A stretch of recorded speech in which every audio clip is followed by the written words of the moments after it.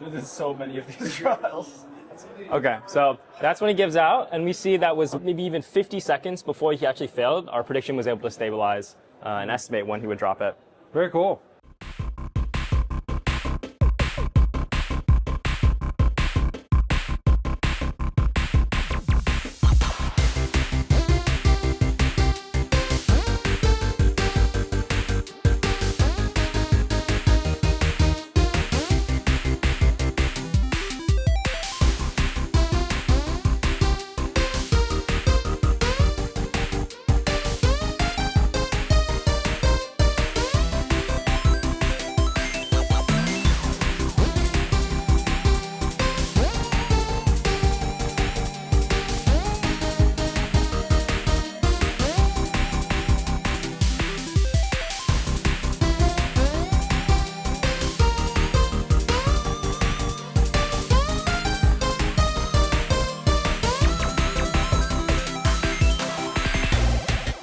Welcome to TreeHacks, Stanford's annual student hackathon.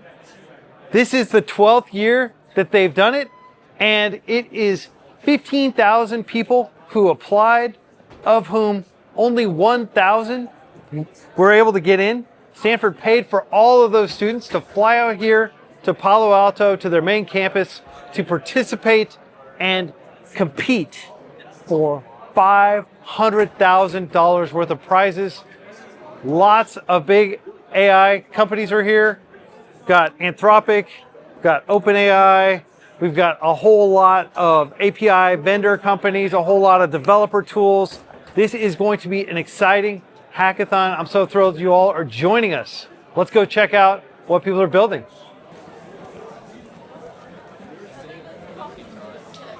Tell me a little bit about yourself. Yeah, I'm a junior here studying math and CS. So, Awesome. yeah. Good combo. Yeah. Yeah, and how did you get into the TreeHacks event? I participated both last 2 years. I think this is the second year where Stanford students also have to apply, so I applied like everybody else. Yeah. Yeah. Do you know what the admission rate was for Stanford students? I think they said it was, for Stanford students, I don't know, but I know in total it was 15,000 applications. They took 1,000, so. You keep looking at your friend. Friend, come over here. Okay. Any ideas of what you're going to build, what kind of tools you're going to use, anything like that? I presume you're on a team together? We are. We are. We're still thinking. I mean, there's a lot of cool hardware stuff we're still looking at, or even other potential ideas we had. But yeah, we're still in the phase of exploration. Sahaj Patel, how's everything going with you, sir? It's going good. I've got a team. You got a team already. We just started hacking. I got the team around 3 or 4 days before. I was just on Slack channel looking at these cool guys, all from MIT, all from really great universities. Watching the repos, I mean, those open source guys, they're really strong. They're going to put a good show. So what brought you out here? Well, this team, I'd say. I knew Spandon from high school. We did robotics with each other, and we decided we wanted to apply to TreeHacks and have some fun and actually build something impactful. You all four of you are among the elite few, the 1 in 15 people who got into the hackathon. How did you get in? How did you convince them to let you in? What do you think they saw in you? I think having a lot of really strong past experience and credentials and just proving that you can really do a lot of good stuff here, I think that's the main thing that helped me and many other people. I think even for me, I highlighted all my research and my past experience, and then I've won a few hackathons before as well, like UC Berkeley and all. So I mentioned that, so maybe some of that, I guess. Yeah, I've always been interested in hackathons. I'm part of the organizing team for LA Hacks at UCLA. So I just really highlighted my passion for hackathons, and I think that helped me get in. I think for me it was more about research experience, and then also doing the YC AI Startup School, showed my passion for building. What tracks and what prizes are you all considering pursuing here? Yeah, so for me, the way I went for hackathon prizes and then even won a few of those, I would say the main thing that I did is I looked at prizes that were particularly interesting. I feel like those that tend to get a lot of value, those ones, they usually get a lot of people from them, but I think those are also ones where you have the most room to really experiment and try a lot of new things. So usually I like to find prizes that are really worth it while, and oftentimes these prizes can sort of intersect. So for example, you could win the grand prize, but you could also win a sponsor prize as well. So being able to target multiple tracks at once and not just limiting yourself, putting all your eggs in one basket, I think that's also something. So being making sure your project is something that can really span a bunch of different prize tracks at once, so that can really give you the best chance of that, in my opinion.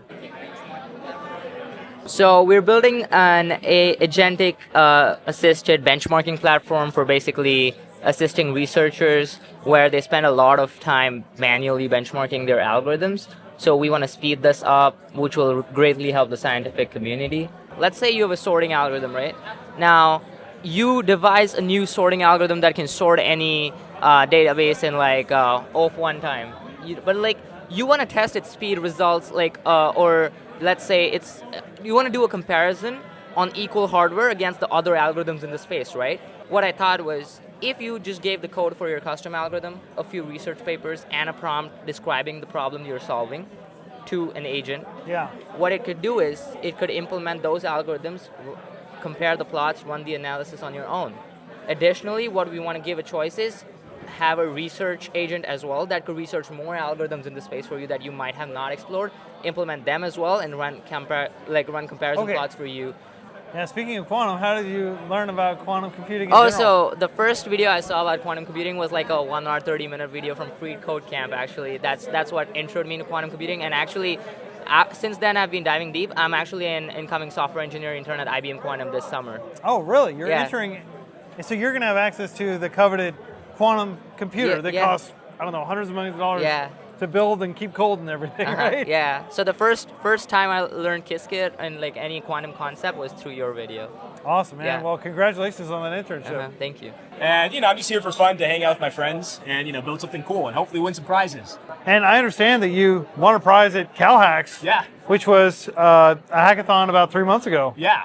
Yeah, that was honestly actually my second hackathon. For Alex and Pranav, they've been doing this for years. But really, but yeah, that's great. So you got a pretty seasoned team. Yeah, for sure. I mean, we plan on winning something, and with the project that we're building, we're gonna have like lots of chances for multiple tracks. So yeah, and I see there's a hardware component. Can you talk a little bit about what you're planning on building? We are basically making a camera, and we're going to CAD up a chassis for it that allows us to have a camera that takes photos, and we have like a little printer, as you can see over there. And what we're doing is that we're basically planning on taking images and then running diffusion large language or just diffusion models to do something with the images. Like for instance, you can take a photo, you can say, hey, make this look like, some certain art style or whatnot, and then print it out using the printer. And we basically are going to be applying for multiple tracks because since this idea is very general with you have a camera that takes a photo and it prints something, we can do a lot of different things. Like for instance, for the Visa track, which is basically figuring out a way to do smarter commerce, what we're doing is, or the idea that we have is that you can take a photo of something and use like the Perplexity search thing to find like the exact items and the prices of it and printing out that. And for another example, for the Perplexity track, which basically wants you to use their API for search, you can like take a photo of some, really anything, and it'll just like find all the relevant information, kind of like what Google already does, but you can actually print out the information. So here I'm back again with mentor mates at TreeHacks, one of the biggest hackathons here in Silicon Valley. So being able to come out here, seeing how people are able to build, really hopefully is able to inspire folks in Hong Kong to also learn how to build in hackathons as well too. Because ultimately what I'm trying to do is figure out how can we democratize entrepreneurial education and bring hackathons to more places that people would otherwise not be able to find them. You are Chinat, and you have been doing hackathons for a while. You even run hackathons. You run the Mentor Mates Hackathon, of course, in Hong Kong. What is your strat? Are you participating in this year? No, this year this is the third TreeHacks that I'm back at. And this year, I am a mentor and not a participant because I figured that it might be helpful to also be on the other side of the table to understand what is it like for folks to be able to actually build out their projects. And I feel like in the past, being a participant, you really are kind of siloed into thinking about how do you build the best project in the, in the scope of the 36 hours. And then the question now is then how do I actually figure out how other people are building as well too?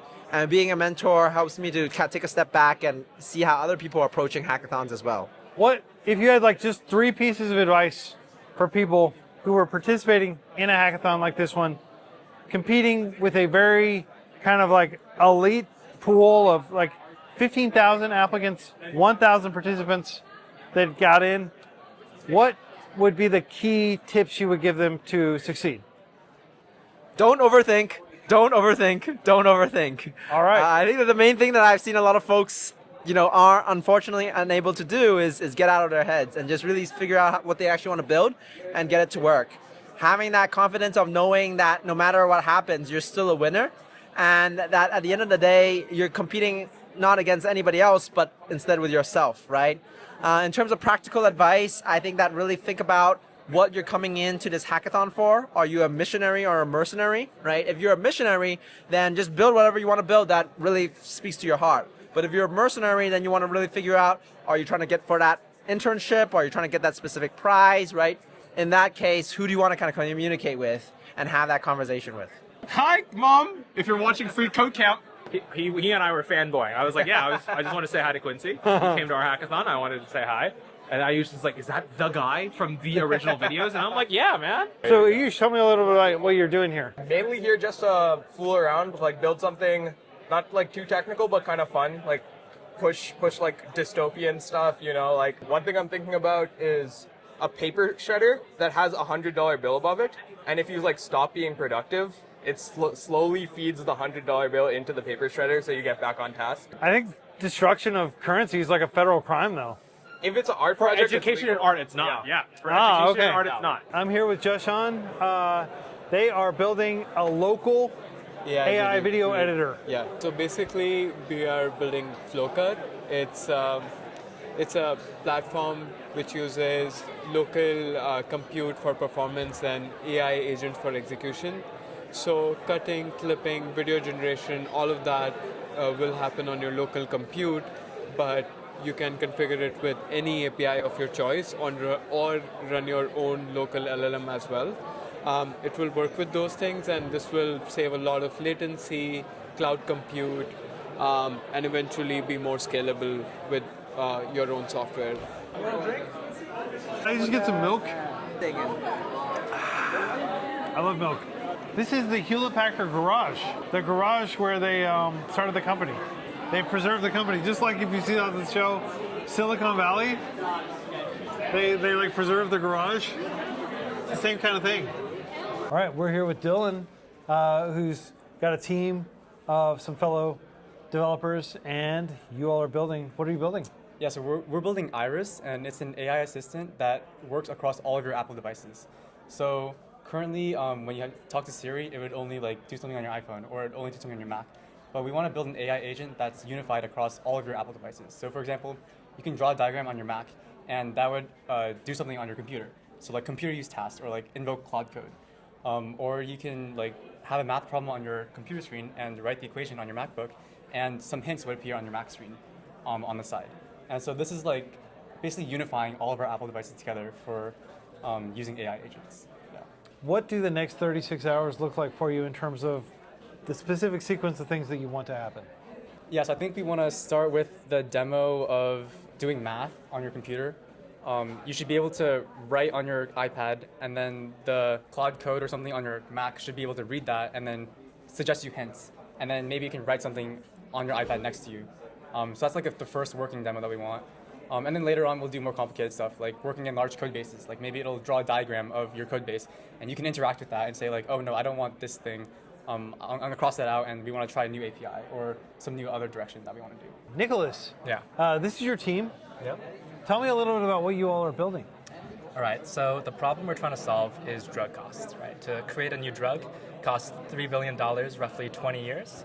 But there's so many drugs that got shelved, right? They got dropped because of business issues, because like the company went under, or maybe they couldn't find enough trial participants. That's 70% of them. 70%? 70% of dropped drugs or shelved drugs are because of logistical concerns and not to do with the drug itself. So what we're doing is we're automating a method that can look at the drug or look at any disease and be able to say like, is there a dropped drug that could be useful in like preventing this? If you look at Ozempic, if you look at Viagra, they both started as something completely different before they got transformed to the current degree. And we're making a method that automates all of that. So how do you automate it? A lot of sub-agents. The way we're working right now is when you run it, you have an agent that's going to do literature review, right? You have different things called knowledge graphs, which are we're able to encode every disease and every drug as like a certain vector, and we can compare it to existing drugs in the field and existing diseases and what we know. So we can say, how likely is this drug going to affect this disease? and we have all these agents individually do these tasks. There's 7 of them. Then they're going to come together and they're going to debate. Say, this agent believes it's going to be these top 3 drugs. Another agent thinks it's going to be these ones. And we're creating a skeptic agent which disagrees with everyone else. So at the end, they're going to talk and they're going to come to a common conclusion of what drug or what 3 drugs are best and what are the different pathways to getting it approved, right? Vibha, congratulations on being one of the elite few chosen to participate in TreeHacks. How did you get in? So I really wanted to go this year, and I was hoping to get in. And I think they released the application, and I was one of the first few to apply. So I'm glad that I did, and I'm glad that I'm here, and just to see so many different things and so many different events. And I think the highlight was today I got to see Sam from OpenAI, and that was pretty cool. Mm-hmm. So yeah. Very cool. Have you all decided on a project idea yet? We're finally we're kind of deciding on it yet because we have a lot of different ideas, but I think we're just trying to find a good niche that is pretty applicable in all of our lives. So yeah, I think that's what we're trying to do. How are you planning to navigate the next 36 hours? What if you had to map it out by 6-hour chunks or something? What would the next few stages look like for you? So I think first of all we want to really decide on the idea within hopefully less than the next 6 hours. And I think the beginning would be deciding what each person is gonna do, decide what tasks and stuff, and hopefully within the next on Saturday, basically kind of finish out the basic outline of the app. And if there's anything that we want to add on to it, I think we can decide on that. And finally, I think we have just 9 hours on Sunday to finalize our product. So yeah. Grace, how's everything going with you so far? Yeah, it's going great.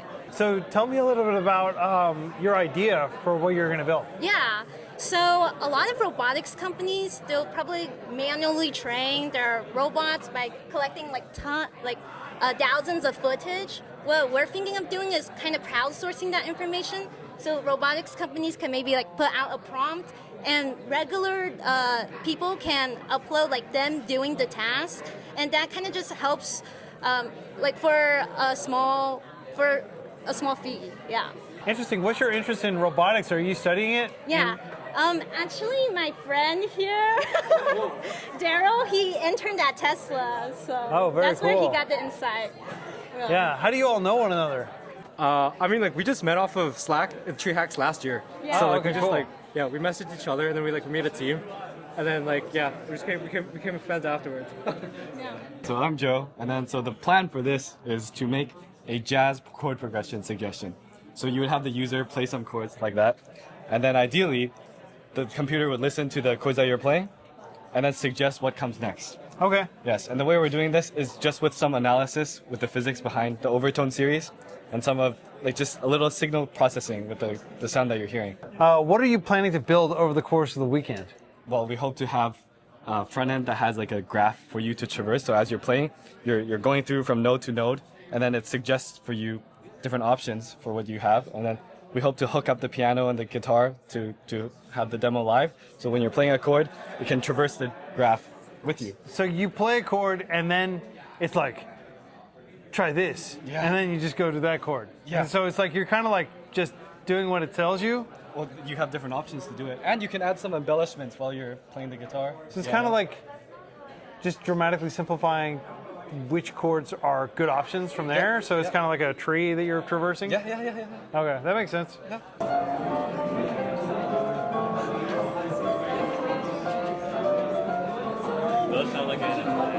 So what we were trying to do is integrate a virtual reality world using Unity.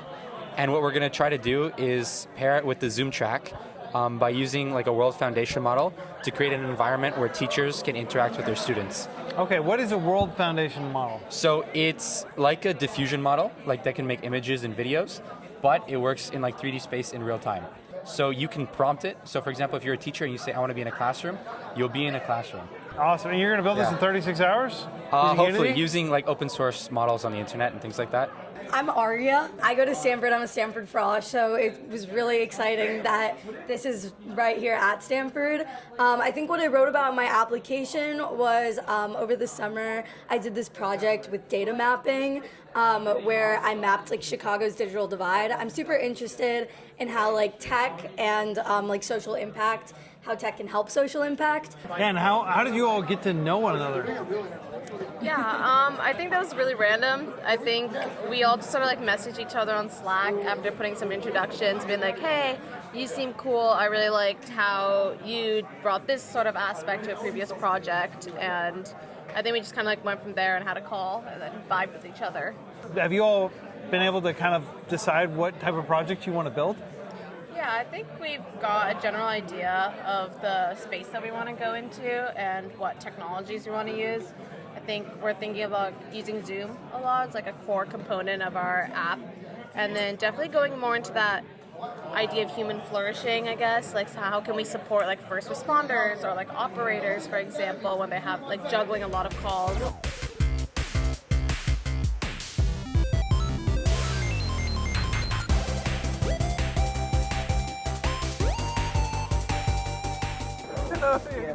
What's gonna happen?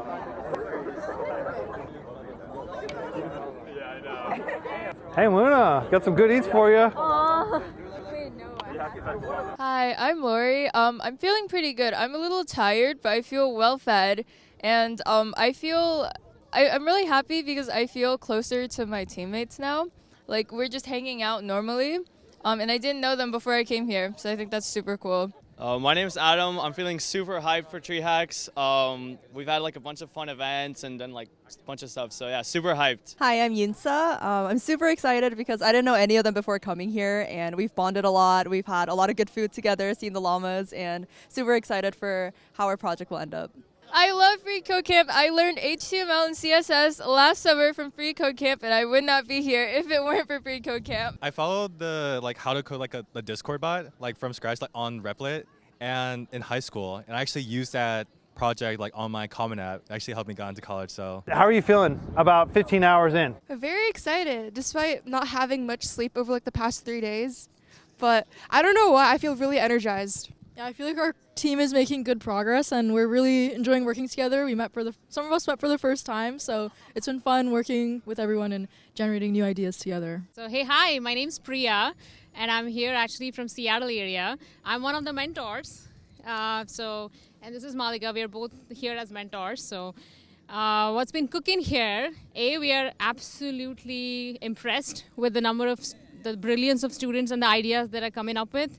And the kind of questions they're asking, like I have to go back and figure out, okay, what is this, right? So it's just us, AI, and students together trying to hack something out here.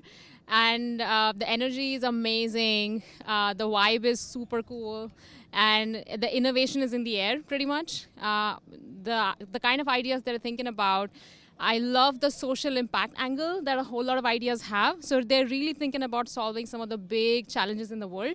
So it's not just about, hey, I just want to slap technical complexity into it, but they're really starting to think about the angle is, how do I solve this problem in the world, right? And that's what gets me really excited about helping these kids out and just trying to see if we can build something cool together in this 2.5, 3 days we have here. So yeah, that's what I would say. Right on. Would you like to add something to that? Yeah, for sure. Hi, I'm Malika. It is not 18 hours in for us because I woke up and I came here at 9 in the morning. So I'm very impressed by the tenacity of these students and how they are continuing to go with high energy. I am blown away by the innovation that the students are thinking about and how these projects are. I wish I could stay and watch all of them pitch their projects. Is there any particular project that you've mentored where you've been like, wow, this might win? Like, that's a hard question, right? Because every project is in a different area. Like, I was talking to a group of students who are building a healthcare agent that's going to follow up with patients who are recovering from surgical ops, and just checking up on them is like, how's the recovery going? Because there's a lot of relapses that happen. And having worked on something like that within the industry, I know that that's a big problem. So I thought that they had a really cool problem statement to solve. So that was really cool one in terms of like impact. There's this another one that I absolutely loved from the point of view of just technical complexity. So these people, there's a group of students, they're using a camera installed on like a flying robot, right? And they're going to see if there are any fires or any natural calamity long horizon. And they are using computer vision models and AI to figure out what is the propensity of like how fast it would spread. They're also figuring out what might be the way to remediate that. So I was like, guys, you have picked up a big one, but if you can solve this, I can see how it could be used, you know, in disaster relief or really solving some of the big problems in the world. There's two more that caught my attention, and I will admit that I'm a little biased because these were students that we sort of helped with. One was a powered boat that can collect trash in the water as it goes and also try to identify what pieces of trash can be upcycled. Those kids have been working hard at it. Yeah. The other one that I really was impressed by was this system around managing food banks. So they have this AI agent that connects with food banks in the area, tries to take stock of their inventory and try to figure out which types of food items they actually want. And then they have a robotic system, an intake system that accepts donations either in kind or cash and then sorts them out and ships them to the right food banks. And then they have cameras inside the food bank where for people who have donated stuff, they can see a real-time feed of, oh, that can of beans that I donated, this is where it's going, and it's actually going and helping someone to be able to give people that food feedback loop. Yes, and the reinforcement of what value they have provided. Our project for TreeHacks, it's to solve like this medical condition called aphasia. Sometimes when people get like a stroke, it'll like affect their ability to produce like, speech. What we're basically trying to do is create a device where they can talk to, microphone, its process, and then we have like AI try to predict what they're trying to say. It'll give them some options on a screen of what it thinks they were trying to say. And they can just select that option and it'll like talk for them basically. All right, yeah, so this is just like a simple kind of web app demo just to demonstrate that the code works. This like yellow button will correspond to like the actual physical yellow button here. Obviously the design will have these like really big tactile buttons and then a mini screen that will put what's on here. The user will press the yellow button, but it's on the web app itself, and they'll say like some jumbled phrase like, "Hi, my name is Pierre. Hacking tomorrow when event something," and then it'll process what I said using the OpenAI like Whisper API. So the input is recorded was, "Hi, my name is Pierre. Hacking tomorrow when event something," and it generated 3 responses. So I'll click that. It'll play it. "My name is Pierre. I'm hacking tomorrow. When is the event or something?" And it'll record that response and then store it in the database, and then I could do it again. And we want to make sure that we could use large language models not to just like speak for you, but actually be assistive. So for those milder cases, proposing words, for example, that allow the person to kind of find their way to what they're wanting to say. Of course, but like for the more severe versions, that's when like AI can help up with that. Yeah, so I'm Seamus. I'm a master's student actually in public policy here. So I'm not really a computer scientist, but what I do as kind of my other passion besides public service is game design. So I'm really interested in the ways that games can tell stories that you can participate in, the ways that they can kind of facilitate connection between people, which, as we'll get into, is a lot of kind of what we're doing here with this project. And so, I put on my TreeHacks application. I was like, I haven't done a hackathon before. I'm not a CS student, but I'm a game designer. I've made games before, and I'd like to come here and make a game. And I guess the organizers were like, sure, that sounds great. And so that's what we're doing. I kind of started developing games before all of these AI tools were as powerful as they are now.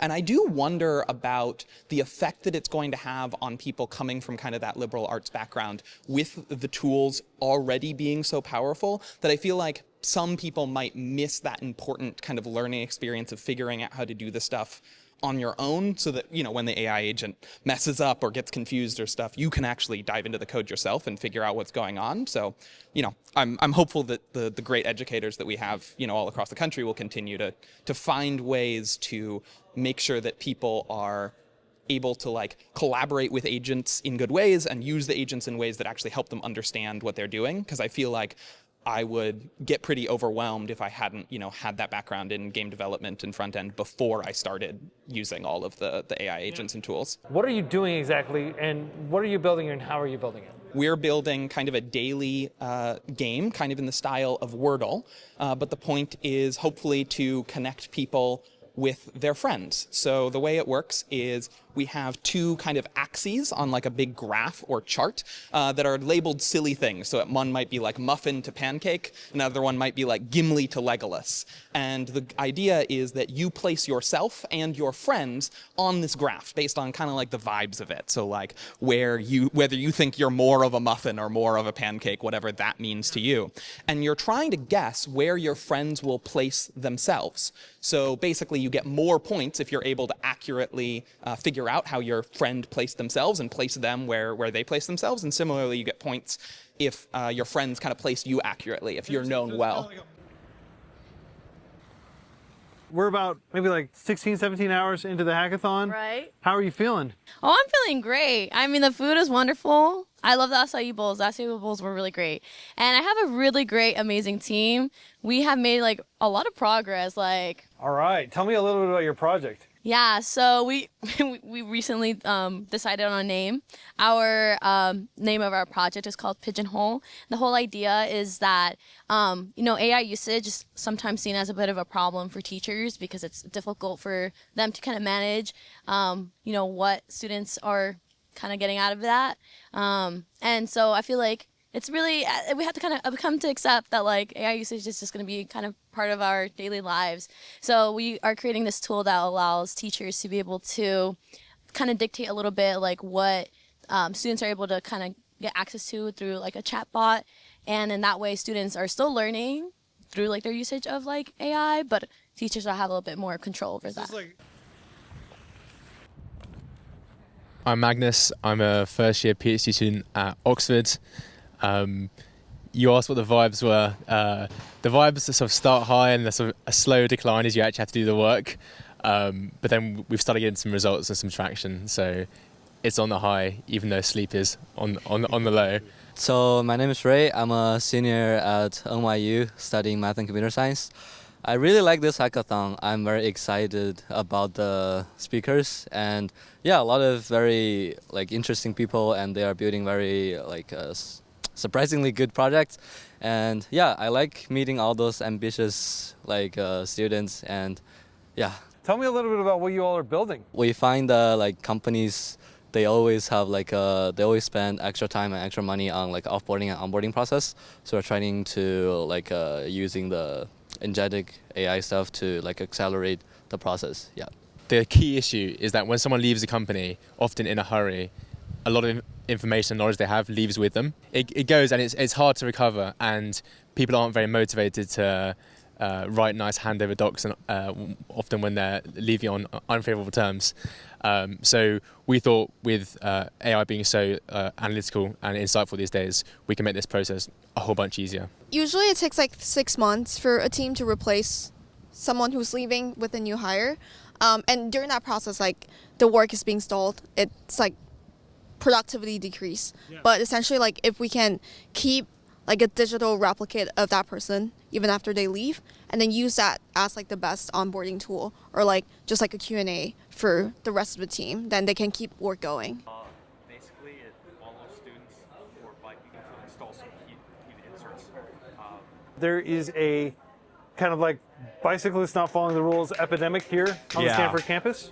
So my groupmate and I came up with a kind of humorous solution, which was to build an annoying robot that follows students who are biking without bike lights at night, detects them using computer vision, and then follows them and yells at them. Yeah, so my partner Jay and I, we're building what we call a magic table. It essentially uses a 2D gantry system and magnets to bring objects to you.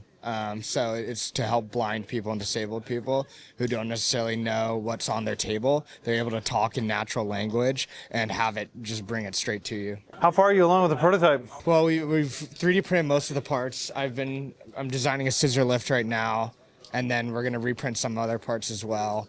But so far we've got all the hardware ready, and we're just assembling together. And the code he's been working on a lot of the code. Maxwell. Yes, Maxwell. You are an organizer. I am an organizer. So thank you for helping organize this thank you for hackathon. coming. Yeah, well, tell me a little bit about yourself. Yeah, I'm a freshman here at Stanford, like a lot of people on the team. I'm in the logistics organizing sub-team. So, I mean, I guess kind of all the prep to get the event going. I worked on the food, so getting the caterers, organizing the meals, and snacks, drinks for everybody. So yeah, it's lots of fun, and a big part is the builds. I don't know if you've heard about them. That was a lot of work. We got 3 hours of sleep the night before, 2 nights ago. So we're all a little tired, but it's very fun. It's a great time. Yeah. Well, what are you doing here in the hardware lab? I was just walking by with my girlfriend actually to see what she was working on. That's cool. So, She's yeah. participating in the event as yes, well? Yes, she is. She's hacking. Very cool. Yeah. Should we interview her about what she's building? I think we should. Oh, we're building an organ transport kind of monitoring system so that when you're on ground level and you're transporting organs for donations, you can make sure that they're not going to get damaged. Okay, and what does the system look like? Right now, it is a bunch of sensors hooked up to a front end that connects several different hospitals, and the goal is to collect a lot of data correlated with where the nearest donation centers are, and if things go wrong, how you can adapt to them using different routes. My understanding is you just got here, you arrived 18 hours late, and now you've got this much time to come up with an idea and build it. Yeah, so basically my group, this is Panos and I, we came from a global sustainability engineering challenge yesterday. So we had the showcase for that, and we got some sleep and got here about an hour ago, had some lunch, and now we're starting to ideate as to what we can accomplish in 18 hours. What broad strokes, ideas have you been batting around? Panos is mechanical engineering. I'm management science and engineering. We've been trying to do something hardware, something robotics related. So we were just talking to the hardware people over there, seeing what kind of components we can use. Unfortunately, this year it seems like there's a bit less than in previous years. They have a DJI Spark drone and some compute and the MetaQuest goggles. So we're thinking maybe use the drone, build something based on that with some computer vision system maybe. So a funny story, on the way from Atlanta to San Francisco, I had no Wi-Fi on the Frontier plane, and I was bored, right? So I went on my downloads to see if there's anything fun to do. And I think 2 years ago, I downloaded a tutorial from you guys on YouTube on how to learn C. So I was just watching that C tutorial for 3 hours. C on the plane for 3 hours? Yes, for 3 hours. Very cool. So it got me through the plane. Right on. What are you all building so far? We're building an EMG signal to text device that can essentially go through and get actual signal data, basically get the signal data and then convert that into text so that we can pass that into a language model that can then autonomously do actions on your browser. So we're currently working on getting our browser automation to work. We have our hardware, but we've been able to collect a good amount of data, so we're gonna see where that takes us. Basically what he's saying is we're using our mind to control the computer without talking, without typing. Well, how does it work? How does it capture the signals to begin with? We're using a muscle sensor we put it underneath your jaw, and then whenever you think your muscle moves somewhat, and that is signals that you can record, right? And then we take those signals and then put it through a model that we can analyze and determine text from that, what you were thinking. So we're here at Robot Fight Club, where developers are testing their might with these robots, programming them to see who can win. It's like BattleBots, the old TV show.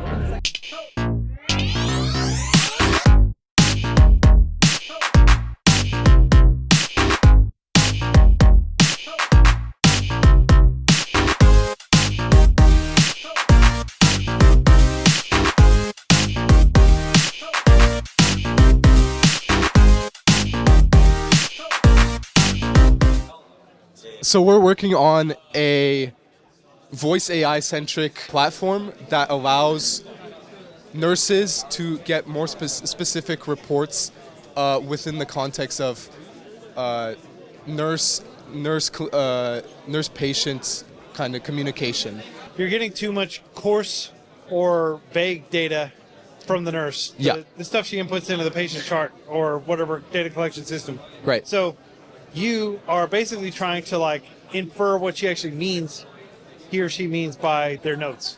Yeah, essentially. And you're using an LLM to make that inductive leap. Yes, we're making that inductive leap to not make the decision for the nurse themselves, but rather guide them in the direction of actually getting that more specific data. So as an example, I have a patient that's within this, that came to me, and this patient just underwent surgery. And what we could describe it as was the patient was kind of drowsy. So now the AI leads me into asking, what is the current level of consciousness? Like what? So now as a nurse, I'm thinking, okay, I need to talk about follow-up questions relating to why was the patient drowsy. Drowsy is a very general description that would be very like uninformative in the sense of a generated report within it for a doctor or anything like that. So yeah, the AI tools are really, really good nowadays. And what we thought would take us 36 hours got completed in 6 hours. Wow. And after that, we thought, how do we make it unique? So we have thought of a universe where you can train your own directors by giving them your own style, your videos. They learn, and there's a marketplace of all of these directors. And these directors essentially critique your video, and then you can choose multiple of these directors. So a lot of people have been hyping up what you've been building. A lot of people have been telling me, we got to go check this out. Yeah. So tell me a little bit about what you've built so far. My name is Ryan Nee. I go to hackathons every single weekend. My most recent hackathon, I actually went to OpenAI's hackathon and we won over there. Yeah, so what we built, have you played Minecraft before? Yeah. So do you know about 2B2T by chance? Not really. No worries. So it's the first anarchy server for humans to play games, to play Minecraft together, is the first server. And so what we are building, we're trying to make history at TreeHacks, and so we're building the very first anarchy server for AI agents to play together. And what we did is we built like a harness for AI agents on OpenClaw. We just bought a Mac Mini to show that like any public node is able to connect to our server and play on our server, interact with each other. They're like all like working on stuff. And we are like putting out like chats that like people would want to, like these bots to incentivize. We will be paying them out. Like first person to like get all full of iron armor, or like first person to go to the nether, something like that. And we play these bots to do that. And so each one of these bots is a OpenClaw like sub agent that is like running to like do autonomous like actions. And you can give them soul.mds to like give them like different personalities of like what they want to do and characteristics. Yeah, we're basically building like a whole system that's able to help you sleep better. So it has like a different sensors, such as like a muscle tensor for like tension sensor for like detecting if you're clenching your teeth, which is a big problem right now. Well, especially in engineers, we're always stressed, so we're always clenching our teeth. So we have heart rate as another multimodal input. For that, we use like Apple Watch data. We are sending the data from Apple Watch to our server and using that heart rate along with the EMG signal that we are getting from a Myo sensor. We try to create an analytics dashboard. So what it does is like first is the data collection step. So once we have the data collected, using the collected data, we actually generate the analysis. And once we do that analysis, you can actually have a conversation with a chatbot to actually understand what that report is about so that it makes it easy for the user to understand. And the third step would be basically closing the loop. Tuna and I suffer from teeth clenching a lot. Yeah. So basically we have the sensor in like a specific muscle and, oh, whoa, falling. That happens. Yeah, robots, right? Yeah. I think it's aggressive. That's funny. Yeah. All right, sorry, you were so here our tuna.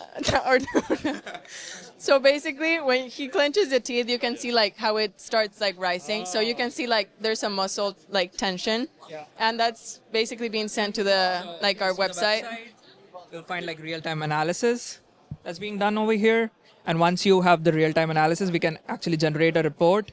And we have an AI chatbot that's sitting on the corner. You can interact with it. So you can ask questions regarding your report and also book appointments. And that's like a closed loop that we were talking about. So my name is Joshua. I go to Stanford. Yeah, okay, cool. So tell me a little bit about what you built here. So what we're building is basically a Zoom AI companion that helps you learn, gives you animated videos to help you learn as well. Also customized practice problems based on whatever your lecturer or teacher is teaching you. And this is just one of our features. This isn't our actual Zoom AI companion. And so basically, we'll collect context from the actual Zoom call itself, and it'll automatically generate you like a math or physics or linear algebra or probability-based video, and give it to you in addition to what you're already learning to help you learn. And so basically, any context that we collect from the Zoom call will be sent to an API, and we'll generate the animation. And so after a while, we'll get a video like this, created completely by AI. Wow, it looks like very much like the three brown, blue, one brown? blue. Yeah, three Yeah. blue, one brown. He's got like the open source kit that you can use for making videos. Yeah, and so we're able to use AI to generate these videos using that package. So you would see this on the side as your teacher's teaching, just another way to help you learn, pick up concepts really quickly. All right, so we've got 12 hours to go. How's the project coming along? What are you building? Yeah, the project's going pretty good. We're building the prediction market for TreeHacks specifically. People can go on and bet on the events happening, and eventually when the dev post is going to be released, that people can bet on a grand prize who's going to win the actual prize for the TreeHacks.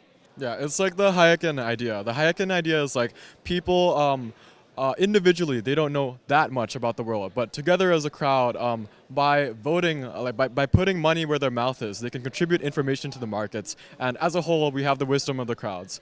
Why did you decide to build this kind of an event-specific prediction market? Right.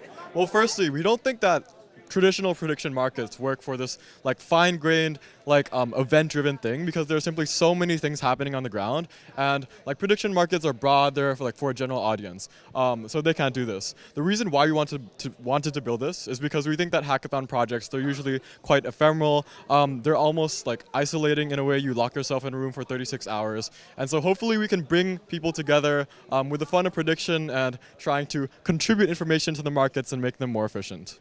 And we have the team who has secured the nicest space. How did you get this space? You got an entire freaking office room. Well, it was me. So we showed up really early, and then we just jumped into the check-in line as soon as we possibly could, and then got out of that as soon as we possibly could, and then just ran over and found the best room that we could immediately.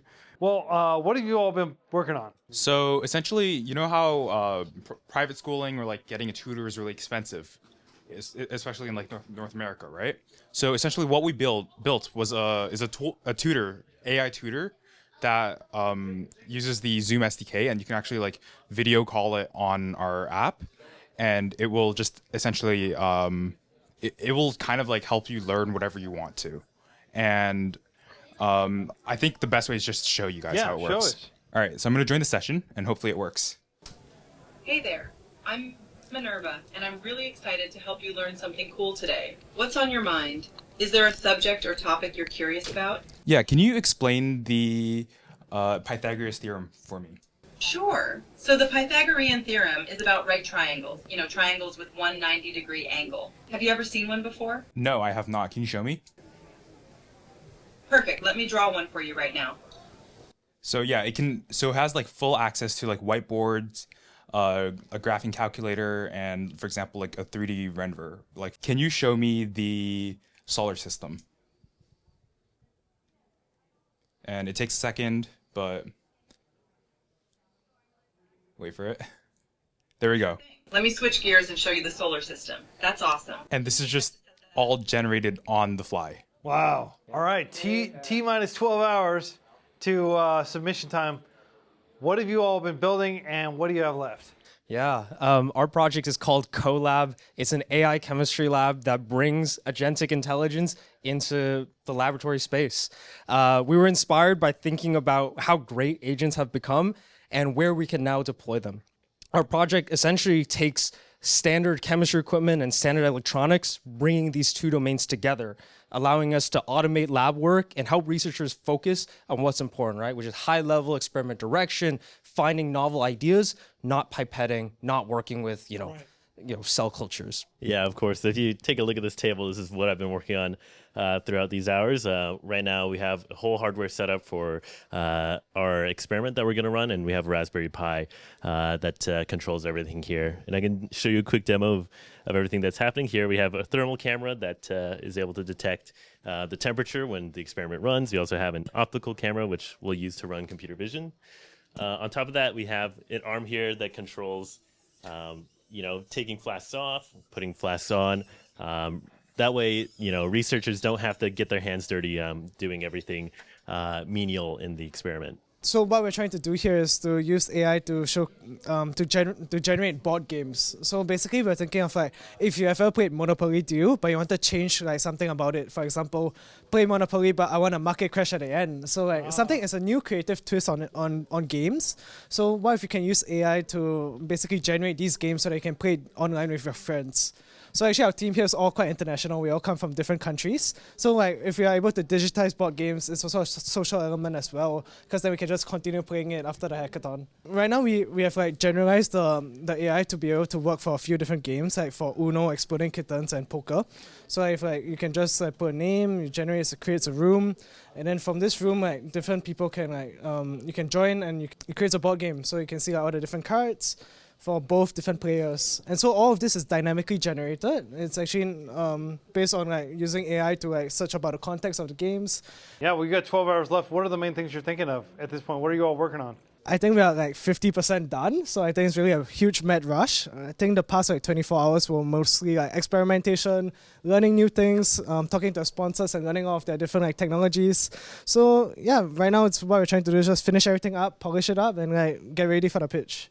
My partner, Siri, she could tell you that she was definitely freaking out a bit in the morning, but I told her to lock in, and you know what? We did. Okay, so you were worried, and you just said, lock in, and everything worked out great since then. Well, I think like I'm the type of person that like gets super stressed out over like the prospect of like a huge idea, like when there's so many different working parts, and like I think Jennifer is the type of person to be like, okay, like chill out, and like take a deep breath and just start working. So I think that's definitely helped.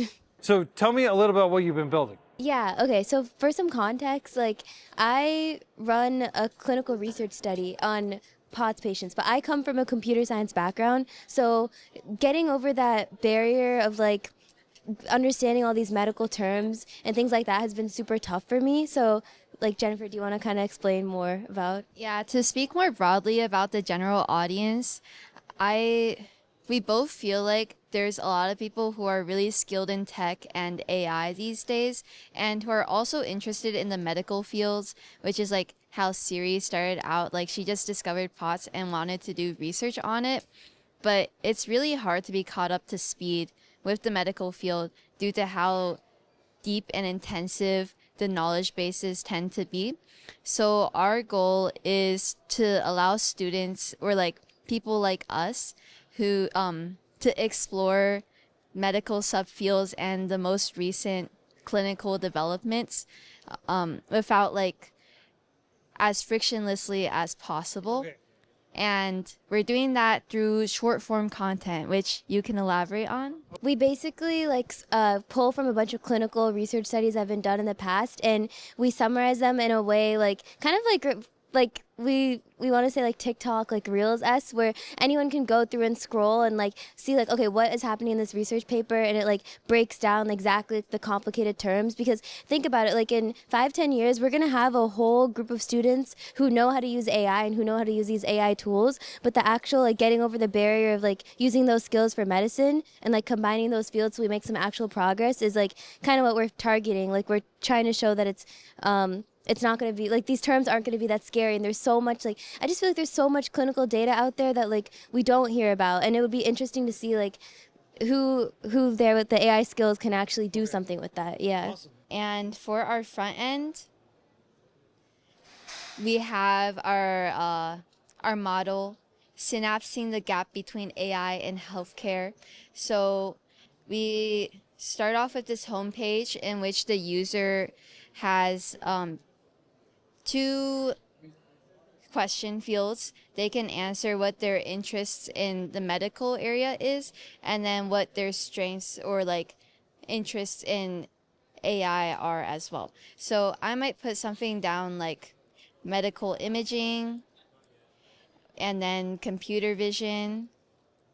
And then by clicking on Discover Research, this is where we'll query our backend, our server, and collect a bunch of relevant articles.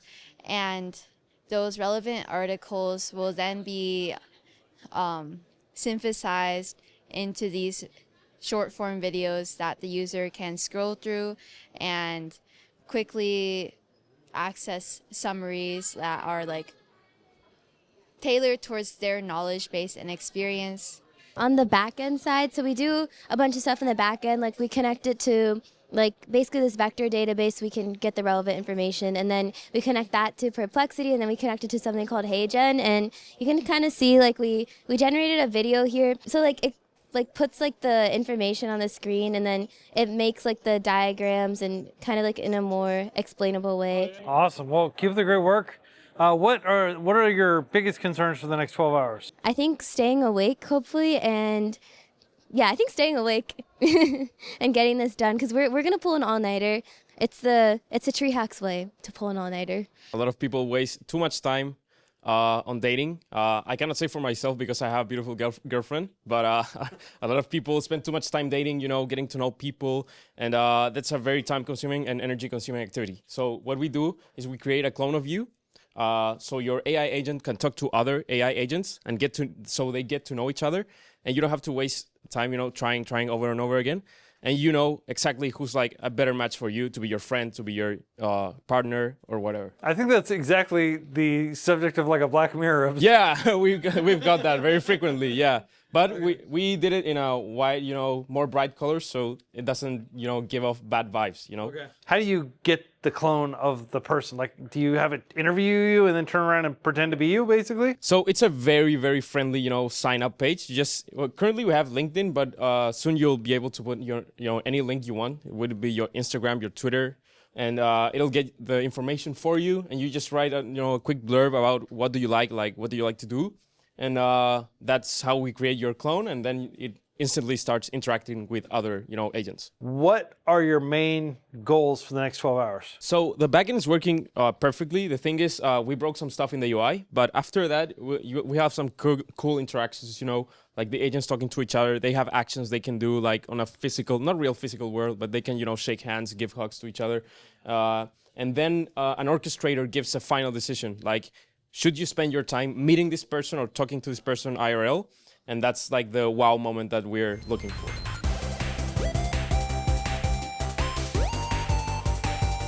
All right, you all are 35 hours into this 36-hour hackathon, ready to submit to judging, and you have a working prototype or essentially what you're going to submit ready, right? Yes. Let's talk about it. Yeah, so we're making a mind assist. It's a mind-controlled robotic arm, so we can have people who have disability, who have a hard time feeding themselves, hard time eating themselves without assistance. So we want to make it, basically we made an assistant arm that you can use your mind to basically control it and help feed yourself without any assistance. So here's Jessica, we can do demo. Basically we have two components. We have the EEG, so basically you put on the neocortex and it reads a brain electrical signals, and we basically decode it to control the robotic arm.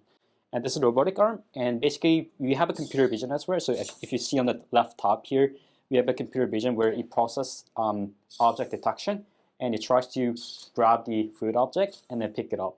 And this is the EEG signal. So basically we have a bunch of waves here, and we have to basically process them individually. It's basically relative value between each other, and basically we process them to this clean data here, and we use this to basically identify whether you're focusing or not. And we use that to basically control the robotic arm. So we made a pair of smart glasses that can help you buy anything you see and anything you want. Hey, I'm Bella. Hi there. How can I help you today? Hey Bella, can I buy this bag of granola? Sure. Let me work on that and find the best matches for this granola. Give me a moment. Okay, so currently the smart glasses it's captured an image and it's using computer vision to essentially do like a lookup and try to find like a product. And currently it's hitting our backhand. This is DOT, and what DOT aims to do is bridge the gap between elderly people and the modern ecosystem of how medicine works. And so that means that patient charts are built for, mobile apps and all of these things that don't really work very well for people who are on the older side. And so for us, that looks like building a voice assistant and taking all of those interactions that aren't designed for them and reframing those into things that they can sort of natively engage with. Okay, cool. Yeah. So how does it work? This is DOT. You can see inside here we have speakers, microphones, and various other things. You can see in the top here, there's a scanner, and that scans barcodes on medicines. And so there's a lot of small text on here that is really hard for people who might, be visually impaired to read. But medicines all have barcodes on them, and those either correspond to universal drug codes, universal product codes, or to the prescription numbers. And so we have AI agents that run as a cron job, and will scrape their patient portals for information on their prescriptions and medical history. And so stored securely locally on device, there's always basically a cache of their patient data. Okay. Well, why don't you scan and show us what the core interaction is? So if we scan something here, we can say, hey Jarvis, tell me about my heart medications. Leo, your heart medications include metoprolol, atorvastatin, and aspirin. They help manage your heart rate, cholesterol, and reduce clotting risk. FreeCodeCamp? Yeah. Hell yeah. So the problem is that coding right now, using agentic coding tools is very supervised. You have to go back and forth with Claude, back and forth with OpenClaw. Some people do this unsupervised, they let their agents run, but for longer running tasks, this breaks and the quality degrades over time. So essentially just more cohesion when... For we think, extremely long running tasks. We believe in the future, in like a couple months, like you'd be able to build a browser in one shot. You'll be able to build a compiler in one shot. And we're doing some research into like long running agents. This is like a UI that you can visualize what would like the idea happen behind it. So essentially the goal is that you just don't need to supervise nearly as much. Micromanage. So we spin up a swarm of agents, about over 100 coding agents, and these commit at over 1,000 commits per hour. And so our previous proof of concept was to build Minecraft in one prompt. And so this is doing a replay of that run. So you are on 2 hours of sleep. I am. You've been grinding, getting things done. Tell me a little about what you built here. So we built Recite. Essentially, we want to bridge the gap between browser accessibility for individuals with visual impairments. Basically, like you can imagine, Facebook and like Instagram has a lot of like very cool UI features, like short form content, but a lot of that is inaccessible to people that are like blind or have other visual impairments. And so we want to make a browser, or we want to make an app that makes it more accessible for people that are blind to use these browsers and things like that. For instance, I'm gonna close my eyes and I'll just talk to it. I'll say, hey, could you show me the differences between Stanford's architecture with San Jose State's architecture? I'm particularly interested in seeing which one has older architecture. I'll click this and it sort of starts processing. And so there's a bunch of AI agents that we have. We have diagrams that visualize what's going on in the background. But technically, obviously, if you're visually impaired, you won't actually see this in the background. This is for just judging purposes, right? And so what essentially happens is our app sort of just routes instructions to an underlying browser. The browser then performs the searches for us to answer ultimately the question that we just asked. Okay, interesting. So you've sent it off to go ahead and essentially research like a human would. Now we have an answer. Okay, cool. Founded 1857 versus Stanford's 1891. Yeah. But Stanford's more famous for that iconic mission revival main quad with red tile roofs. SDJU mixes. Kevin Gu, how's your weekend been so far? Yeah, it's been great. Craziest, awesome hackathon. Everything's been really fun and been welcome since day one since we flew from Canada. So it's been awesome. Yeah, it's been great. awesome. Well, glad to have you back in States. You were, of course, at Calhacks as well. Yep. And tell me a little bit about what you built here. Yeah, definitely. So for us, we wanted to build something for the elderly. We felt like something that has happened is that apps have gone more complex, tech has evolved, but unfortunately that meant that the seniors got left behind. I've been there to help my grandma and my parents out a lot with their tech. I once actually drove 30 minutes to go visit my grandma to take 2 minutes to set up her Wi-Fi, drive back home. So for me, kind of with that, we wanted to improve that, and we also noticed a real problem now, which is that actually there's going to be a big aging population crisis. 1 in 6 people actually by 2030 will be over 65, and that'll double by 2050. Yeah. So for a lot of healthcare systems, we want to urgently provide them the support they need and innovate on how we can support healthcare there. So our solution, we built essentially a conversational AI caretaker that's as easy to talk to a friend. So you don't need to go through some sort of complicated app or download apps for the elderly. You can just simply talk to it. There's going to be 2 sides of it. First is going to be kind of a dashboard for the caretaker to see. But second, we also have a really, really simple interface for the elderly to see as well. So I'll just talk to it. Very, very simple. I'll say, hello, it's good morning. I hope you're doing well. And how have you been? And it's going to be an AI that actually talks to us. And through a lot of research, we actually learned that elderly people actually do prefer talking with AI. And unfortunately, sometimes they may feel lonely. They unfortunately might be widowed. So for them, talking to an AI for them is actually better than talking to nobody. And for us, we actually have something running in the background where we're analyzing this call transcript in real time to detect symptoms of cognitive decline.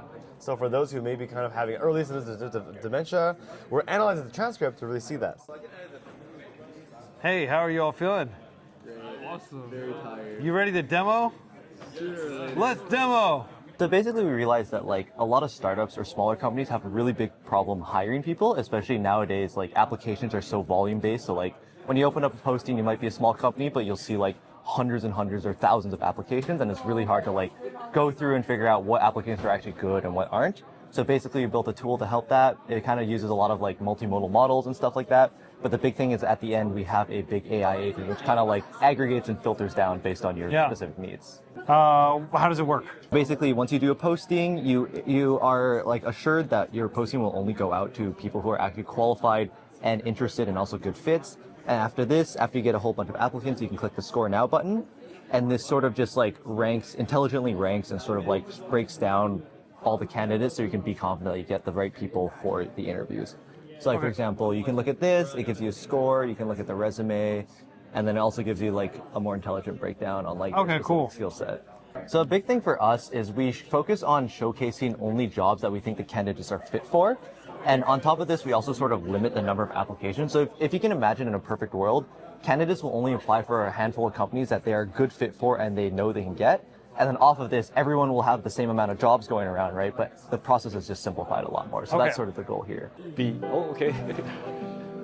The middle one.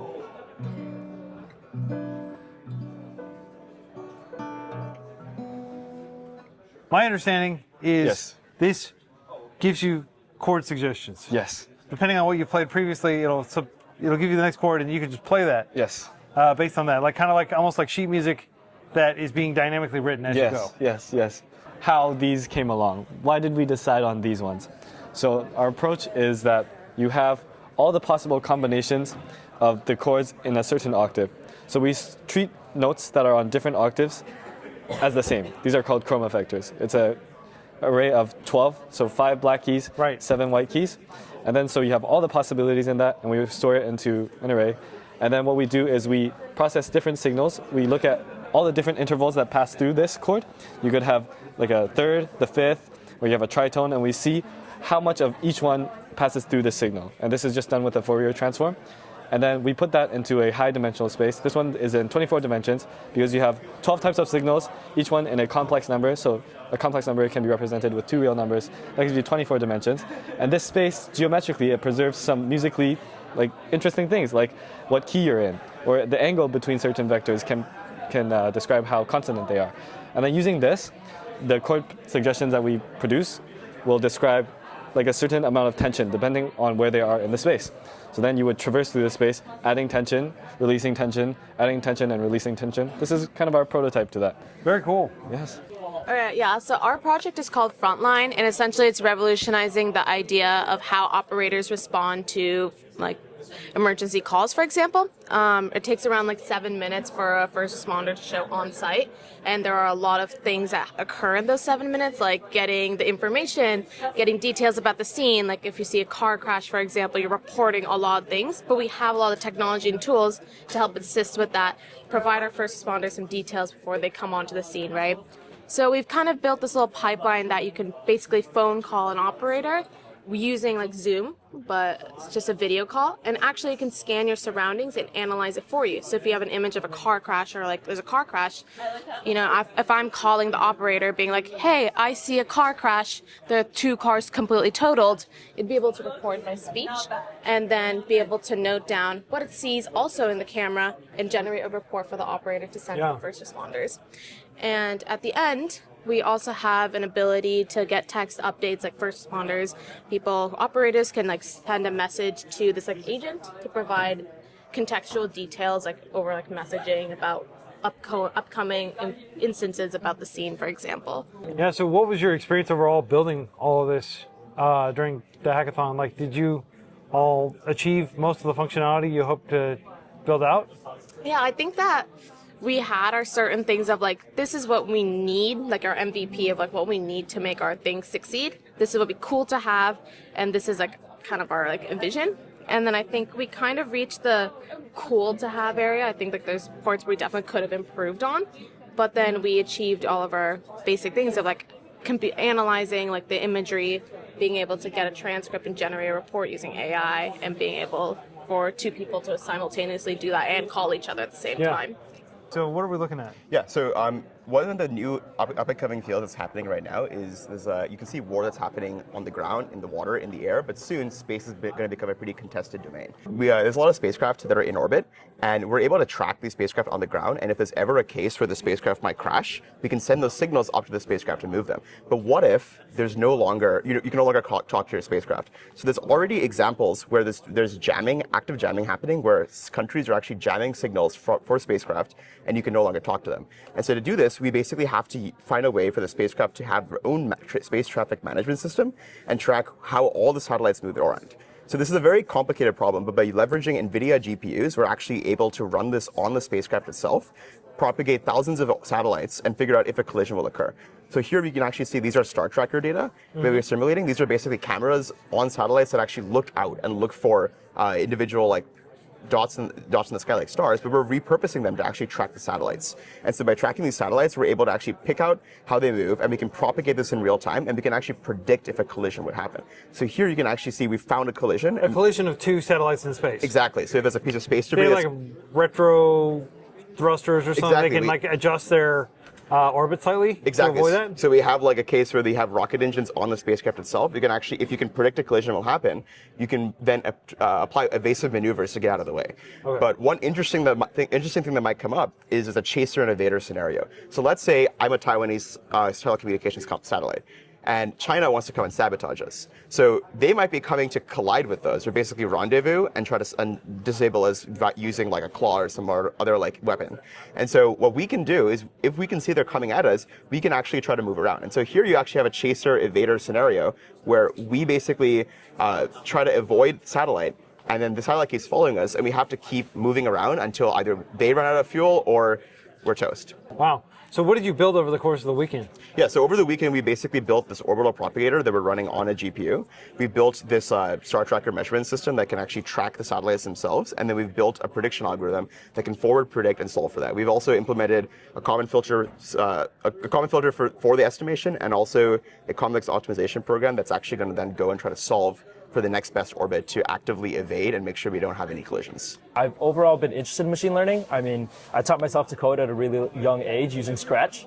So I thought, why not make something that helps out kids these days? And, you know, the next big thing after computer science is machine learning. So all of us decided to make Scratch for machine learning, essentially, and we made Burn. What you can do on this website is you can go through a bunch of different types of lessons and P-sets that allow you to learn and understand exactly how different machine learning algorithms work. So you got neural networks on here, random forest models. You also have large language models, visualizations for things like ChatGPT-2. And most notably, the one that we are really proud of is AlexNet. So if you guys have heard of AlexNet, it allows you to use a CNN to classify images. And this one, what it does is it classifies images of dogs and cats. So here's our convolutional neural network. You can move it around. You can see how things interact in space. You can see this is our input layer over here. And then you can see all the different convoluting layers. And then you also have your output layer that is just 2 classes at the end. Will either tell you either it's a dog or a cat when you put in an image. And then, yeah, the entire process of what Burn does is it allows you to visualize the whole training process. It allows you to choose whatever parameters you want to do for your training process, such as your batch size, the number of epochs, what loss function you want to use, as well as what optimizer you're using. And then from there, you can actually visualize the entire training process and see how things evolve in time. Our application is called Rewrite, and basically what it does is it lets users upload a picture of like a scene they want, or they can also prompt it. But for this scene, we uploaded a picture of the moon landing. So a user is able to upload that picture right there, describe an action, so how they want the camera to move. And then right now what we're doing is we're generating like a full 3D scene that the user can interact with. It's a little bit limited right now in that it's still a 3D scene, but the user isn't able to move how they want. They just have to describe it ahead of time here. It does take a little bit of time since it is a pretty computationally heavy task. We could show you a video. Yeah, that's great. Of it already generated. So just press play.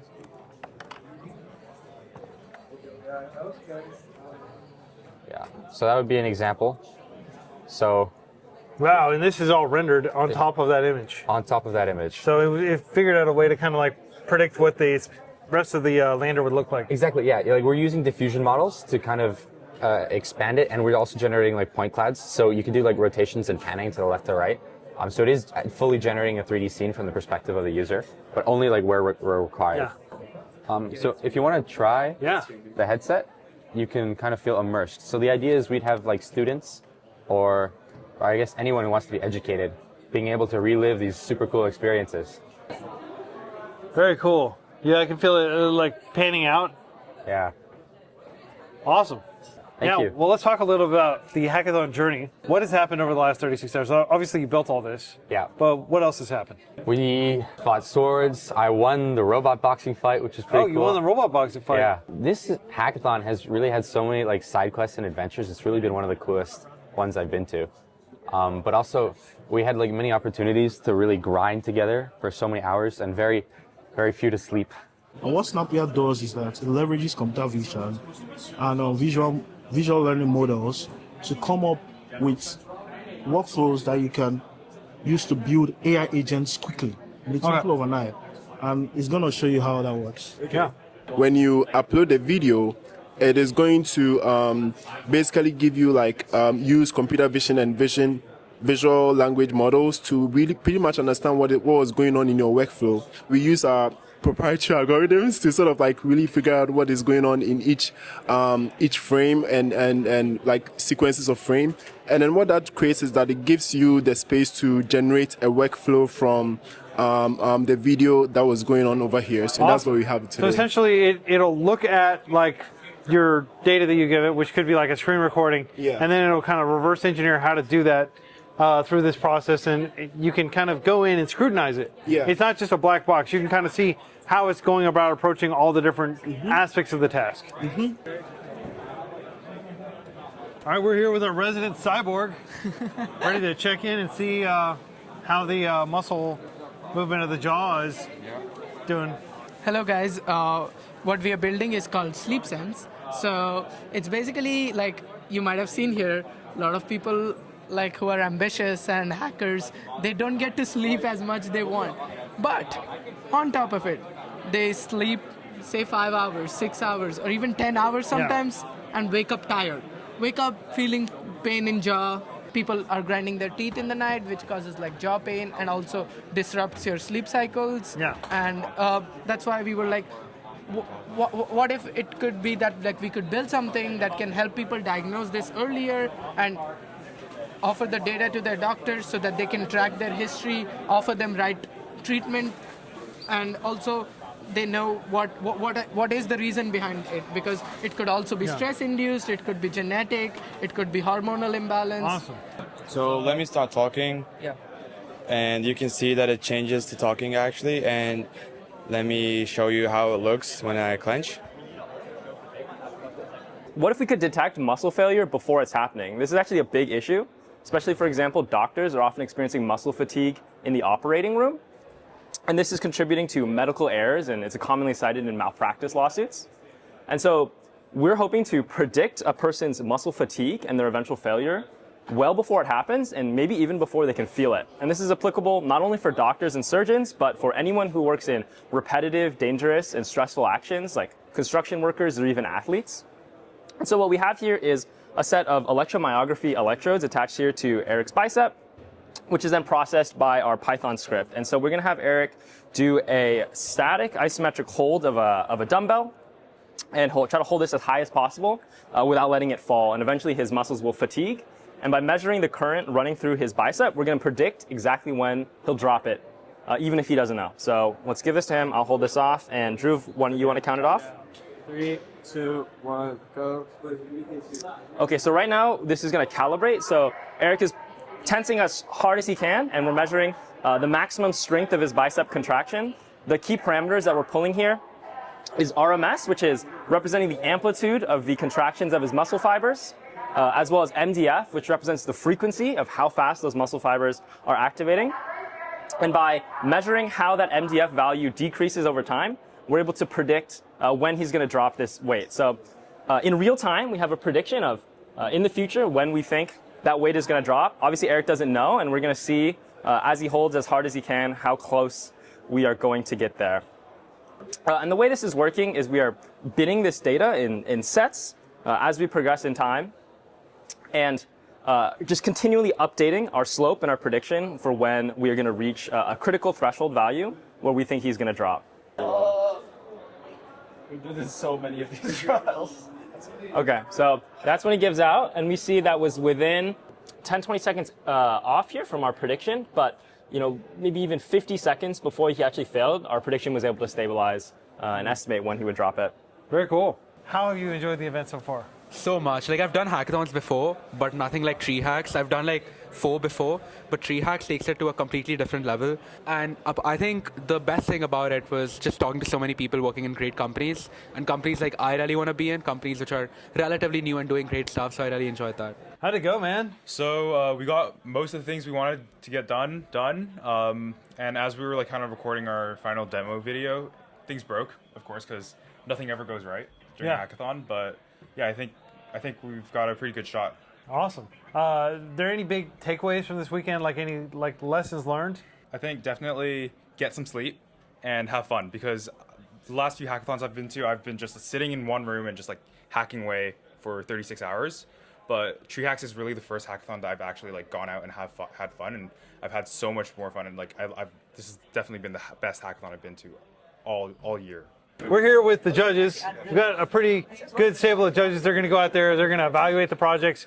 Talk about how you're going to be evaluating these projects. Do you have some rubric, some scoring system? We do. We have a few things we're looking for, I think. We got to be really wowed by the projects. We got to, it's got to be really technically impressive, because you got 36 hours or however long to, make something really impressive. And if they think really outside the box and have a real impact or whatever, I think that's pretty cool. So I like creativity, so I want to see something that's really cool, out of the box, never thought of before.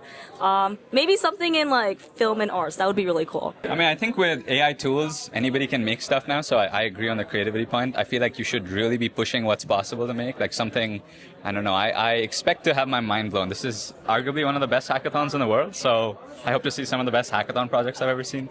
So we shall see. I want to see something that makes me question why there was a box in the first place. I'm just a sucker for anything fun, so if it makes me laugh or I think it's joyful, I'm like, that's awesome, that's epic. I could get on with that. I think something that's really fun, just makes me burst out laughing, or just tell all my friends about it.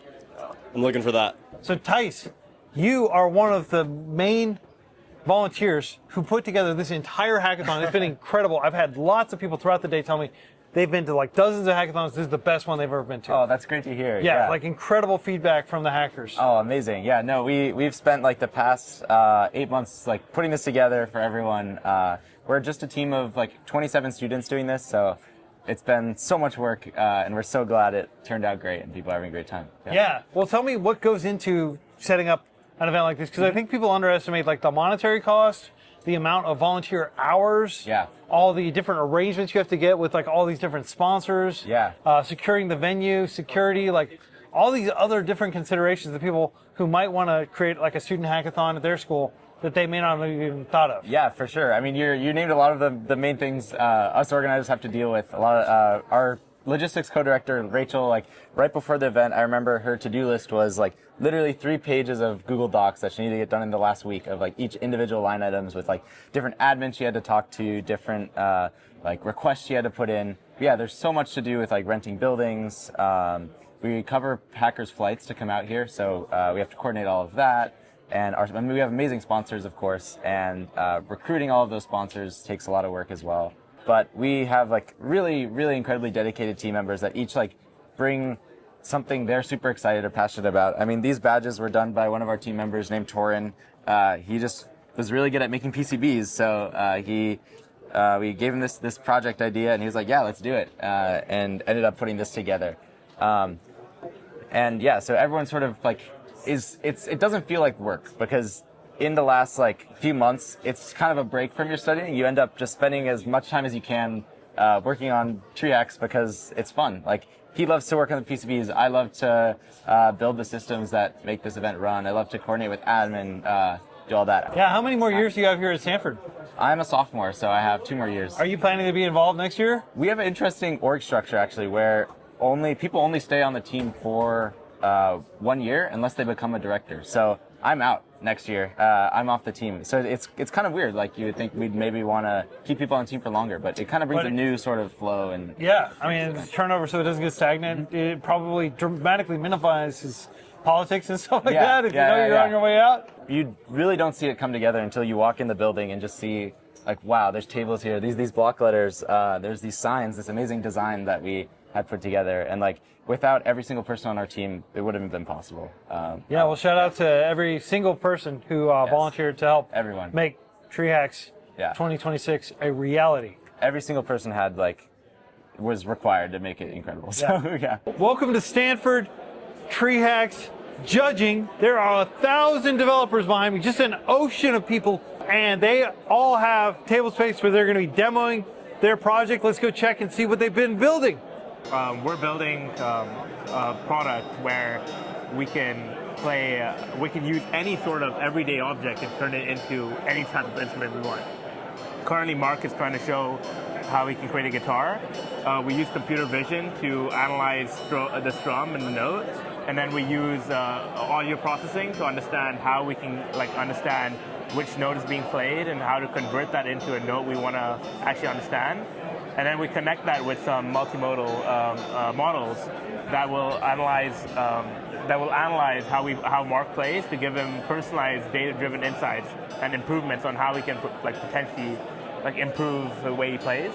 We also have connected some APIs where the way in which he can play, we can convert those notes into text that a chatbot will understand and then generate an entirely new song based on how he plays. Very cool. So yeah, that's pretty much the entire kind of project. Yeah. Well done. Yeah, so we're building basically a food waste detection system. So we have an Intel camera right now. Basically, it checks the food and sees how much of it is wasted. So we were partnering with Stanford dining halls. Basically, they have a lot of waste, and so we went to the dining halls, if you can see here. We have a list of all the meals that we went to. Basically, you just scan the item right here, like this. Once it turns green, and then it tells you right here half of the apple was left uneaten.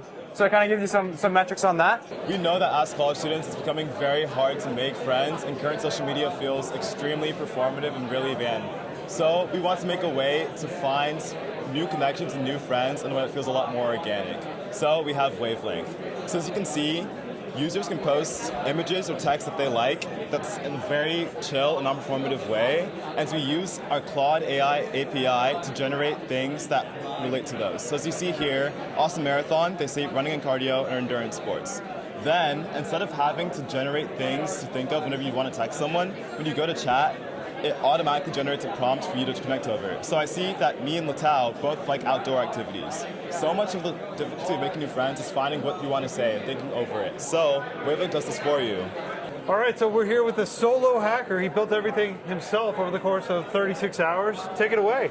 Yeah, so this is Reasonable Graphs. What Reasonable Graphs is a very specific framework for edge deployment of LLMs in finance. So the strengths that we're looking for in this type of framework is traceability, transparency, and privacy focus. So a lot of banks, when they work with, say, third-party companies, they don't want to give their data away.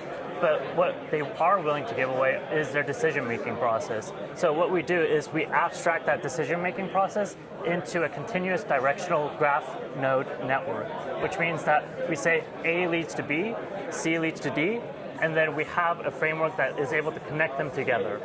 Okay, awesome. Hello and welcome to Make It. So Make It is basically helping you get your plans out of the group chat and actually make them happen. And so this is our video demo. And it plays on the idea that basically, everybody in the group chat is super active when they're planning something to hang out until someone asks who is making the reservation. And our agent basically takes that and alleviates that stress away from the users. And it brings the bot right to where you are. So instead of having to download another app or anything like that, you actually just put it into your iMessage. And so you can see in our demo that you can add this Make It to your iMessage group chat with your friends or whoever it may be. And it will take in preferences for dinners or whatever event that you're trying to plan with it. And in the end, it would actually make a reservation for you and be able to send it to you in a calendar invite and actually send you reminders as well as book your Ubers for you and things like that, where that way all you have to worry about is showing up. We got the idea for this project after reading about a fact that 40 to 70% of medical equipment donated to the developing world ends up being broken and unused. That's a huge amount of equipment that could be life-saving that is just sitting broken and can't be fixed. In a lot of these places, there's less than 1 in 100,000 people who have the expertise to fix it. So we decided to create a platform using both computer vision and access to professionals who know how to fix these machines in order to help these people and teach them how to build and fix the equipment. So we created this kind of like fun Valentine's Day theme, nuts and bolts. One of the things is a lot of times these manuals will be very vague, and they can also be very outdated and hard to understand. So if you can read the first step and try to identify what the first part is. Okay, feed the 0.1464 inch width, 3/4 dome head screw. Okay, so that, the screw, dome head screw. I have no idea what a dome head screw is, unfortunately. This looks kind of dome head. Is this about 3/4 of an inch? You might be on the right track. So when you're ready, you'll just put it onto the base. It's a bit windy out here. Yeah. Okay, and then when you're ready, you can click Step complete. Yes, and then it's going to probably tell me like, oh, that's not complete actually. Take a picture, and we'll see how you did. And hey, it looks like verify it. And you got it? Correct. Yes, but so let's see the next step. step. So cool. Okay. All right. That one was the easy one. Let's take it a Add notch the corresponding harder. wing. Okay, so is this wing the right wing? Let's see. Oh, okay. And which way should I think it should go in this way, right? I have no idea. I am not a person who, well, it's not really screwing in. But let's just see if it thinks I'm right. Okay, let's try that. Step complete. Take a photo. And you got it. Yes. Hi, we created Miko, which is a real-time vision language agent for cell microscopy. So the idea here is we can actually prompt our app and ask it to do things like cell analysis, segmentation, as well as like just asking like what it actually is. So you might say, hey Miko, how many cells are there? So it can tell you how many cells there are. Yeah, approximately 25. Yeah, so what I built is, it's a fixed wing that basically approaches the maneuverability of a drone. Drones recently have become super popular because of how maneuverable they are, but they suffer from a lack of speed and lack of endurance. Yeah. So the idea with this is, instead of having controlled surface on each of the airfoils to control it, you make the entire airfoil maneuverable. Oh, wow. So you can see, in each case, you move the entire airfoil, which is more efficient at generating lift, or not generating lift, you're getting higher trying to maneuver. And then you're pushing the maneuverability in aircraft to the physical limits of what you can do rather than just what the control surfaces can deflect. The issue with current AI systems is that they only work for one device. So Cloud Code would be on your one computer, right? But what we want to do is let all your devices work together in the same AI agent system. So for example, I can just talk to it can you draw a diagram of our current architecture? And then it'll send the Cloud Code, and then it'll think a little bit, and then it'll send a diagram of our architecture to our iPad to make edits on.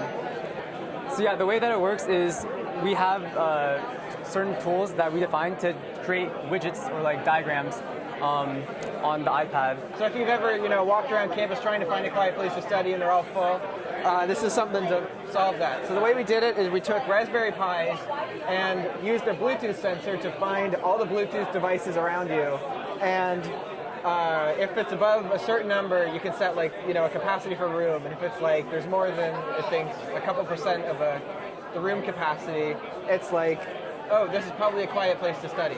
We built basically mind control robotic hinge. And that's a lot of words, but basically right now I'm wearing a BCI, which is a brain-computer interface. It's reading my brain signals, my brain waves, EEGs basically. It's the electrical signals that come out of my brain. And so right now if I relax, my brain activity will drop, and if you tickle me, it goes up. Okay. And so basically we're using that data, these values, so here it's spiked, to basically control a robot, to mind control a robot. If it detects that I'm romantically interested in someone, we're using the beta high brainwave, which is the romantic interest brainwave. It'll basically tell the robot to extend its arm and drop a piece of candy in your hand. Yeah, we trained Transformer on brainwaves associated with certain thoughts or certain emotions, and then we use that to then map those to robot motions. A lot of the distributions that we're familiar in life, like for example the Poisson distribution, the Boltzmann, and the logistic, can all be derived using this principle from math called the maximum entropy principle. Now what we did in our project is we actually asked a large language model to come up with assumptions and to derive these optimization problems by itself to eventually output the distributions that we wanted. So for example, we'll come up with a natural language prompt like how many cups of coffee do people drink per day? It'll conduct Fermi estimation, it'll find maybe 3 conflicting sources, assemble a tree, and then solve a Lagrangian multiplier optimization problem together, and then convolve the resulting distributions, so we can answer, I guess, the question and come up with the most entropically likely distribution that we want to find. And together we built Sprout, which is an agent deployed on a garden bed with total actionable observability. So what that looks like, we take a garden bed, stuff it full of a bunch of sensors, right? Literally we have sensors in the soil, measuring moisture, measuring temperature, measuring CO2 gas composition, feeding that into an edge-deployed model that we trained on a Jetson Nano, and converting that into actions. One thing we're really proud of is that we actually set up a water pump next to everything. We know water and electricity don't mix, so that was really hard to wire up. We can actually get it to where it can water the plants when it senses it's dry. It can move to a plant that it knows it's dry from the soil sensor, and it can act on that autonomously. I think I really like freeCodeCamp. 6 years ago, I was trying to learn React.js or something, and a lot of the time, the most reliable tutorials you guys will have 40 minutes of really long of really specific. Here's how I did React stateful hooks or something, and that really helped me get into wet dev and this is different, but yeah, just coding in general. So basically, what we're trying to solve is the problems that you need to have 10 or more people to even do a surgery. So our solution to this is we can now have a primary surgeon remote connect to our fully integrated agentic VR platform through VR from anywhere over the world, and this view is synced to that camera over there, and the doctor can now look around our entire platform. And all 3 of these arms have agents inside of them. So the doctor can control these using natural language the same ways as he would tell assistant surgeons what to do. We are the first model to generate end-to-end full service generate music just from thoughts. So basically, we create a service that takes is able to identify your emotions, that have why you are listening to the music, and also do an analysis of the representation of the song in vector space. So we had to make this all in-house because they were out of the BCI equipment. So we 3D printed this ourselves, and then because the EEG supplies microvolts, we created our own amplifier too. And from this EEG data, it goes into 2 models. One is an emotion classifier, which uses a CNN using some map of the scalp. And then there's also an LSTM model, which handles the music and waves. And those go into an LLM prompt, which creates this final input into the pseudo API, which creates the song output from the EEG data. Very cool. Think about when you're on the bus, you got a lot going on. Maybe you're going to the airport, you have your hands full. You want to do something really quick, maybe send your boss a text, maybe write a quick note in Google Docs. But you have like 100 different agents that do all these different things. I just want to be able to use the apps the way I do, right? And so let me show you something. Hey Uni, open LinkedIn and check my notifications. And we'll give it about 2 minutes to do its thing. Basically what it's doing is it has a mobile use agent running on this Raspberry Pi. It's very privacy focused, it's open source actually. It's inspired by a YC startup called Blue. What they do usually is they hook into, you can see it's already taking action. Oh, so it's starting to click around in your phone. Exactly. It's going to simulate user gestures with your fingers yeah, let's see if we can showcase this to... Sure. I can just plug this in, set this up with 3 clicks in my settings. It uses any app without any login to like a million different websites. That's the idea. Okay, so you're setting an agent loose on your phone to do... Pretty much. Yeah, and it interacts with the phone the same way you would. Exactly. So this is Dive Buddy. It's a semi-autonomous underwater submersible for research and commercial divers. And its purpose is to help reduce risk and task loading by putting some of the hard work, some of the grunt work onto the robot. And so you can focus on finding new species and commercial activities. And it works all through gesture controls. Because when you're underwater, you can't text, you can't speak. So in order to go up, you gesture go up and it'll go up. In order to go to the right, you put up your pinky and it should go right. And you can also just go full out straight and then it turns on both motors. And if you want to stop, you stop. But you can also ask AI questions. So let's say you're underwater and you're like, oh, what is this species of crab? So you put up 2 fingers because that's crab and dive speak. And then it'll ask AI what you probably saw based off location information. And since we're in Stanford and given the marine environments across the bay, it's suggesting the invasive Chinese mitten crab is probably what you saw. Yeah, basically this is our take on the walker, like a very ancient piece of technology, and it's our way to improve people's lives. So my grandma, she had a surgery, so she ended up on a walker, and she stayed on that walker for the rest of her life. And it was a huge pain. Like, she had friends who would fall and they'd be on the floor for 3 days. So what do? We added technology to the walker. So we have here, you see, we have 2 different pressure sensors, detects the amount of weight you put on. We have a double computer vision down underneath. It will basically take a video of the way you walk, and it will count the number of steps you take. It will analyze your gait, whether you're walking in the correct way, basically. Overall, it's all powered through ESP32. That's basically just pipelining all this data back to like an API. We run it all through. We have a whole system here where you can see all the data that we get. This is all off the computer model. We have fall detection, which is like super needed among old people. And then we also have an AI agent because we thought, well, we got to go to our users, right? My grandmother would never be able to operate a mobile application where it tells her where her data is, but she's great at talking to people. This has been an absolutely insane experience. There have been so many incredible demos here that I've been able to see. I really appreciate you all coming with me on this journey, checking out TreeHacks 2026, seeing the hard work on display, seeing the adoption of emerging technologies, the application of lots of different disciplines to build things out. This is the hacker ethic. This is the ethos right here. I've been absolutely thrilled hanging out here, talking with all these ambitious people. I hope you really enjoyed this. I encourage you to go to a hackathon near you. If you have a chance, apply for TreeHacks 2027 and other prestigious hackathons in your area. It is absolutely the best way to get out of your comfort zone, adopt a lot of new tools, and meet a lot of new people, and just have an insane weekend that you'll remember for the rest of your life. Happy coding, everybody.